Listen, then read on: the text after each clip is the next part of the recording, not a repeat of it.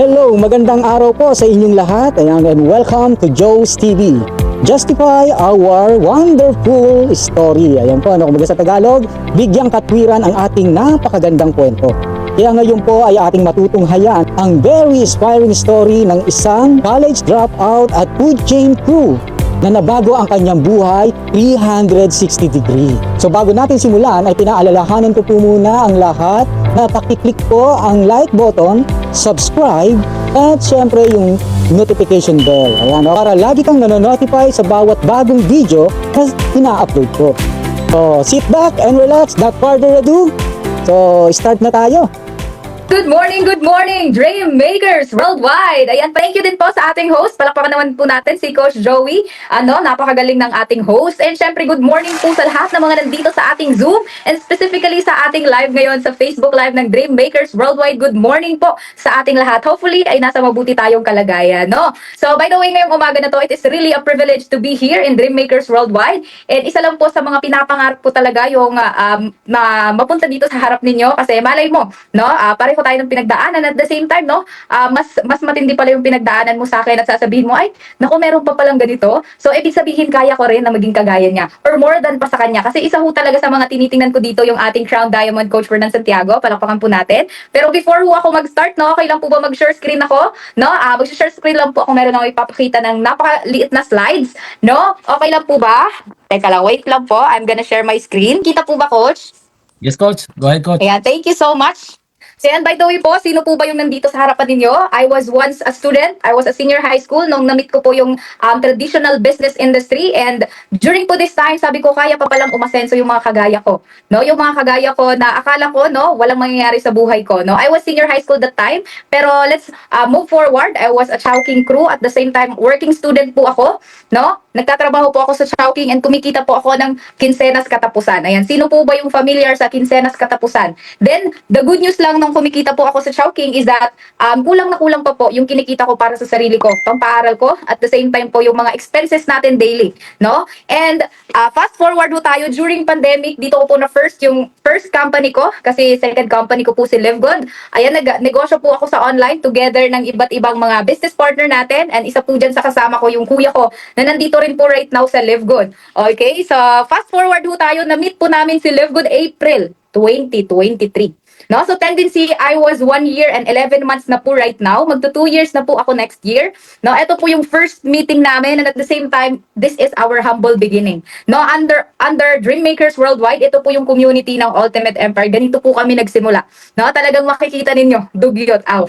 No? So yan, let's move forward. Nung nakita ko po si LiveGood, yung nakita ko po dito yung weekly na kitaan, sabi ko, totoo ba yan? Kasi yung nakikita ko talaga sa iba't ibang company, monthly income, yung iba nga 2 months, 3 months, no, bago mag-withdraw. Pero dito po kay LiveGood, nakita ko and napatunayan ko na, talaga na kaya po pala talagang makapag-cash out ng weekly. No, why ipinapakita ko po sa inyo para hindi ko po ito pinapakita for you na para mayabangan po tayo, pinapakita ko na talagang totoo yung opportunity, no? And at the same time, ito po yung mga first week, yung mga kinikita ho namin, kinikita ko po dito sa negosyo ni LiveGood, and nag-rank up po tayo into bronze, hanggang naging silver po tayo dito sa negosyo ni LiveGood. Dito na po ako nag-start ng magpatayo ng bahay ng magulang ko. Palakpakan naman po natin kasi ito po yung bahay namin before. Ayan, barong-barong lang po.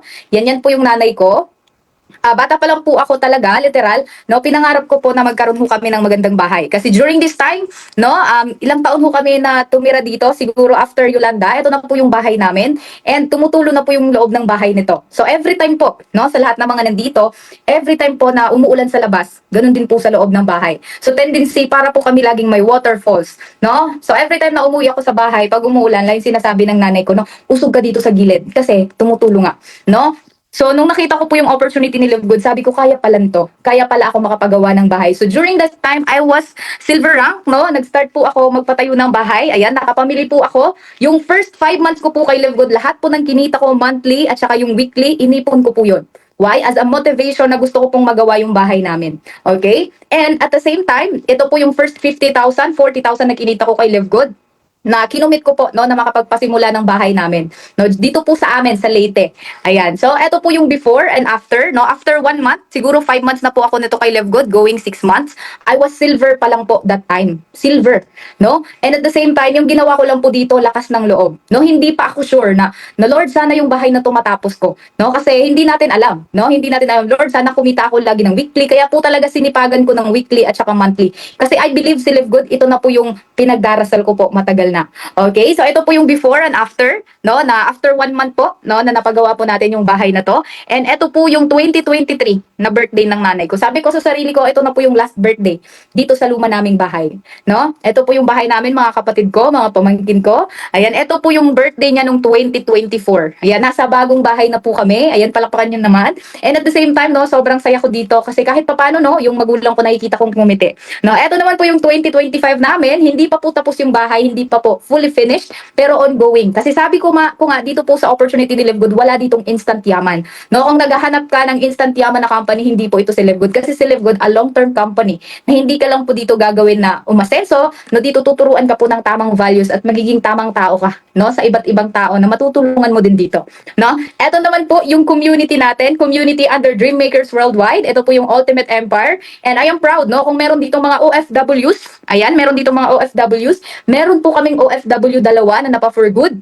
And right now, kasama po nila sa Tacloban, no, na nagpo-full time. Ayan, OFW from Japan, Coach Christian Villuan. Yan, isa po ito sa mga OFW din from Kuwait, Coach Christine Alongkaya. Why I am saying this, it is because sa lahat ho ng OFW, no, na nandito right now at nangangarap na makapag-for good, no, nangangarap na kaya naman palang kitain nung kinikita sa abroad. Actually, mas malaki pa yung kinikita nila more than sa sinasahod nila sa abroad. No, I am so grateful. No, alam ko maraming mga OFW yung nakapag-for good, not just here in our community, kundi sa iba't ibang team, no? And eto naman po yung talagang nagdala sa akin dito sa opportunity na to, si Mentor Jana Montizon. Okay, this year po ito ng event ng Dream Makers Worldwide, no? And ito po yung aming Dream Squad, no, na talagang naka-attend ng event doon po sa sa Manila. No, we are so much grateful. Bakit? Ito naman po yung mga mentors namin, si Coach Trex Saizon Quizon, all the way from Tacloban. Ayan, grateful po ako na ginaid po kami sa ganitong industry. And also Coach Ryan, Coach Martnal Dagasdas, ayan, Coach Ryan Rosales, no, isa sa mga diamond ho dito kay Live Good, no, from Tacloban also.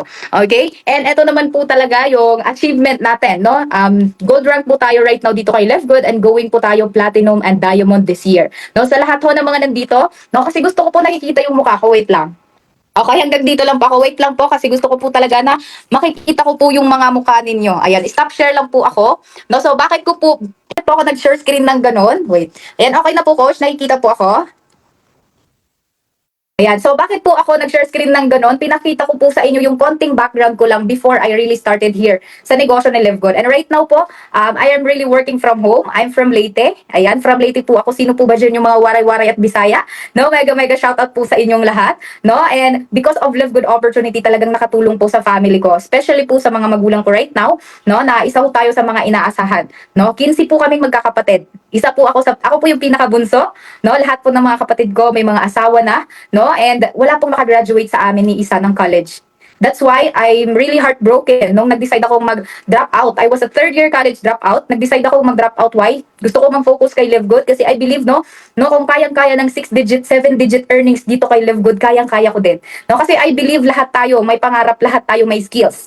No, sa lahat ng nandito ngayon sa Zoom, 96 million participants in our Zoom. Nandyan ho sa live. Sa kagaya ko po, I'm 26 years old. No, sabi ko nga, if you are 30 years old, if you are 40 years old, bigyan mo to ng 5 years. Seryosohin mo. 5 years from now, no, ano yung magiging buhay mo dito sa negosyo ni Live Good? Ako, magto 2 years pa lang, no? Hindi lang po bahay yung binigay sa akin ni Live Good.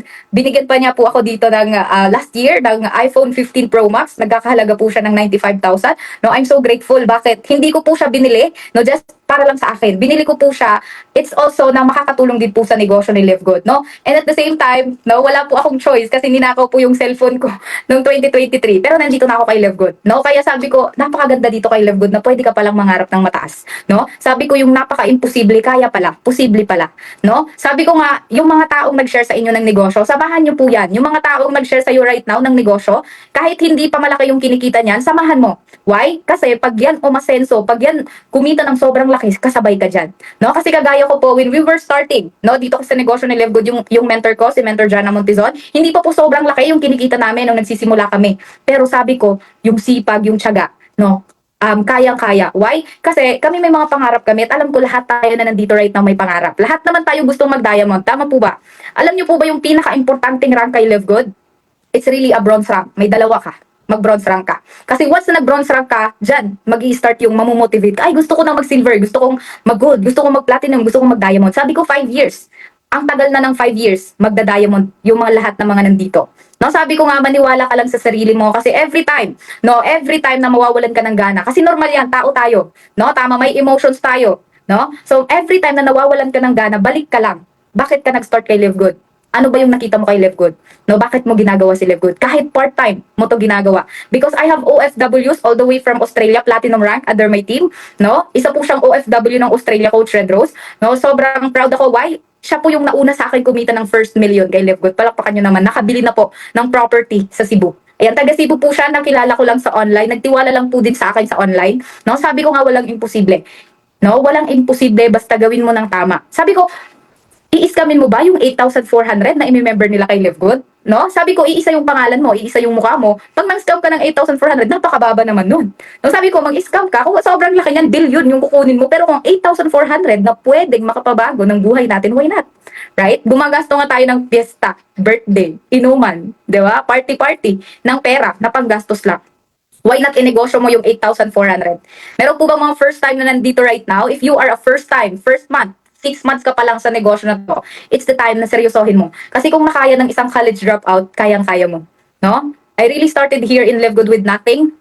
No, I really started in Live Good, pinangutang ko sa kapatid ko. No, yung kuya ko na nandito na rin kay Live Good. Sabi kasi ng upline ko, gawan mo ng paraan. No, gawan mo ng paraan, ikaw yung mag-decide. Gawan mo ng paraan kung nakita mo yung opportunity. Pinangutang ko during that time. I am not saying mangutang ka.